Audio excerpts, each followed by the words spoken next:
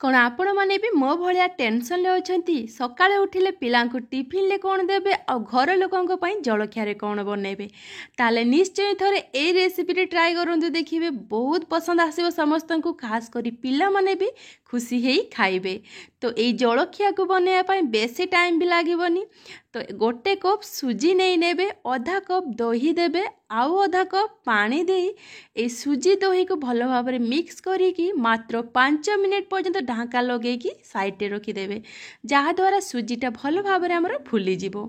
5 minute पर देखो सुजी सुंदर भाव में फुली जाइए आ बेटर भी बहलिया हो जाइए। या आम गोटे मिक्सिंग जार रे ढाली दबा। तापरे मुझे देखु आगरू गोटे सिझे रखी आलू से सिझा आलू को काटिकी एटी ऐड कर देछि। तापरे ए आलू आउ सुजी को भल भाव आम ये चिकण कर बाटी नवा। ताकू बाटी सारा पर गोटे जगह को ढाली नवा। एबे बेटर कंसिस्टेंसी देखंतु बेसी पतला नुह कि बेसी गाढ़ भी नुह। तो एबे स्वाद अनुसार लुण आउ आधा चामच चिली फ्लेक्स दे भल भाव में ए बेटर को आम गुले नवा। तो चाहिए ये आपण मैंने गाजर को ग्रेट कर भी दे पारे आउ आपणकर पसंद अनुसार परिबा भी ये छोट छोट कर काटी दे पारे।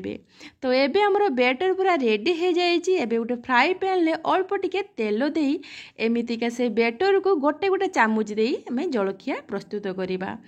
तो मुझे जलखियार सेप को पूरा छोट छोट करी आपण मैंने चाहिए या टिके बड़ आकार भी करें गोटे गोटे करी। तो ढांका लगे देखूँ टिके रखी किछि समय पर ढांका खोली ऊपर साइडटा सुंदर भाव में ड्राए हो जाए नौटे देछि। आ नौटे सारा पर देखिपे तार पछपटा केते सुंदर लगुच देखापी। तो या बनवाई मात्र 10 मिनिट टाइम लगे पूरा बेटर को तैयारी करिवारु ए जलखिया बनवा पर्यंत। तो देखो जलखिया पूरा रेडी हो जाइए आमर। या खावाई आपन को एक्स्ट्रा किसी चटनी भी बनवाई पड़ोनी जेहेतु आम आलू ये ऐड करेचे चिली फ्लेक्स भी देचे से नॉर्मली टमाटो सॉस सहित आपको लगे भी खाई पारे। आ जलखिया घर लोक चाह सहित भी आप सर्व करें। तो आज इजी प्रोसेस रे हेल्दी जलखिया रेसिपीटी आपण मानक भल लगी भिडियोटी को लाइक करेंगे शेयर करेंगे आ कमेंट बॉक्स रे कमेंट करी निश्चय जनइबे। जय जगन्नाथ।